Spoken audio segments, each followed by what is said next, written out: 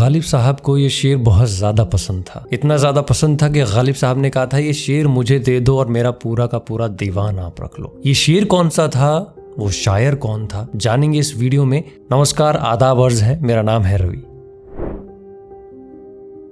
अगर हम पुराने दौर की बात करें तो उस दौरान जो आर्टिस्ट होते थे, कलाकार होते थे, तो वो एक दूसरे के काम के प्रति इज्जत रखते थे, एक दूसरे के काम को एडमायर करते थे, रिस्पेक्ट होती थी, जो मुझे लगता है कि आज के दौर में थोड़ी सी कम हो गई है या ना के बराबर ही है एक तरह से। लेकिन उस दौरान हर चीज़ बड़े तरीके से होती थी और ऐसा भी नहीं कि झूठी तारीफ हो रही है। तो उसी दौर की एक कहानी, एक किस्सा मैं आपके सामने पेश करता हूँ। गालिब साहब को मोमिन खान मोमिन साहब की गज़ल का एक शेर बहुत ज़्यादा पसंद आ गया था। इतना ज़्यादा पसंद आ गया था कि गालिब साहब ने कहा था कि मेरा पूरा दीवान आप रख लें और ये शेर मुझे दे दें। सोचो किस दर्जे का शेर उनको पसंद आया होगा, किस लेवल का पसंद आया होगा, जो बंदा अपना पूरा दीवान देने के लिए तैयार हो गया उस शेर के पीछे।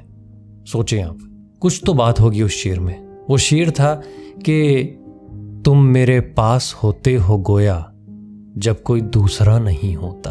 अच्छा, इस शेर में आपने एक लफ्ज़ पे खासा ध्यान दिया होगा, गोया, क्योंकि इस पूरे शेर की जो खूबसूरती है वो इस लफ्ज़ में छुपी हुई है। इस शेर का जो हुस्न है वो लफ्ज़ गोया से है। तो एक तरह से गोया लफ्ज़ ने हुस्न इजाफ़ी का काम किया है इस शेर के अंदर। और मुझे लगता है कि इस लफ्ज़ को शाह लफ्ज़ बोलना गलत नहीं होगा। जैसे शाहबैत होता है वैसे ही शाह लफ्ज़ बोलना गलत नहीं होगा कि इसने हुस्न इजाफ़ी का काम किया, खूबसूरती का काम किया है, इसके जमाल को बढ़ाया है। तो कोशिश करेंगे इस वीडियो में मैं अपनी तर्जुमानी पेश करूंगा कि मैं इस शेर से क्या समझा हूं। तो मुझे ऐसा लगता है कि मोटे तौर पर इसके दो मतलब बड़े वाज़ेह हैं, ठीक है। लेकिन उससे पहले मैं आपको बता दूं कि गोया जो है वो एक तरह का मल्टी ट्रांसलेटेबल वर्ड है, जिसके कई मतलब हैं कॉन्टेक्स्ट के हिसाब से, कि आप इस्तेमाल कैसे कर रहे हैं उस पर डिपेंड करता है।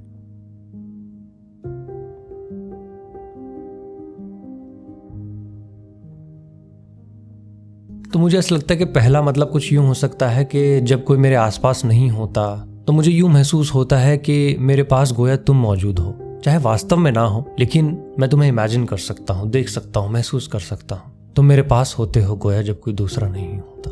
जब मैं शून्य में होता हूँ, अकेला होता हूँ, एकांत में होता हूँ, तब तुम मेरे पास होते हो। तो एक मतलब यूँ हो सकता है कुछ। अच्छा, this is also great example of हुस्न तालील।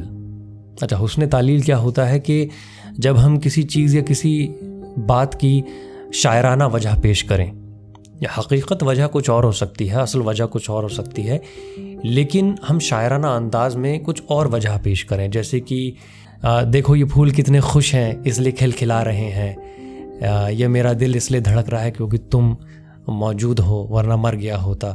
अब ये जो दोनों ही वजहें हैं ये असल में कुछ और वजह हैं। मतलब मेरे दिल धड़कने का सबब, फूल खिलने का सबब, अलग रीज़न्स हैं दोनों के प्रैक्टिकल लेवल पे अगर हम देखें तो। लेकिन शायराना अंदाज में मेरे दिल धड़कने का सबब आप हैं और फूल खिलने का सबब खुशी है। तो यहाँ पर हमने वजह दूसरी पेश करी है शायराना अंदाज में, ठीक है, पोइटिक स्टाइल। तो वो हो जाता है आपका हुस्न तालील। तो अब इस हिसाब से अगर हम देखें इसका मतलब कि तुम मेरे पास होते हो गोया जब कोई दूसरा नहीं होता, यानी कि जब तुम मेरे पास होते हो, मेरे आसपास मौजूद होते हो, तब कोई दूसरा नहीं होता। मेरे आसपास मैं भूल जाता हूँ कि कौन है मेरे आसपास, मैं भूल जाता हूँ कि मेरे सराउंडिंग्स में क्या है।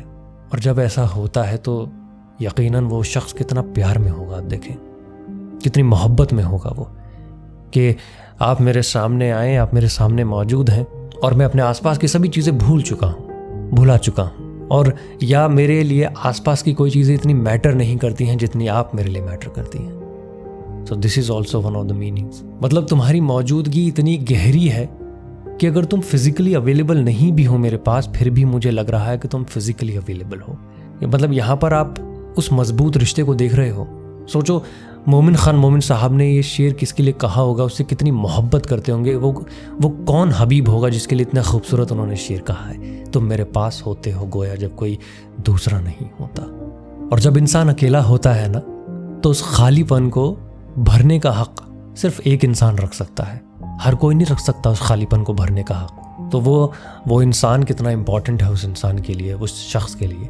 तो ये थी एक मुख्तसर सी तर्जुमानी मेरी तरफ से, तुम मेरे पास होते हो गोया जब कोई दूसरा नहीं होता।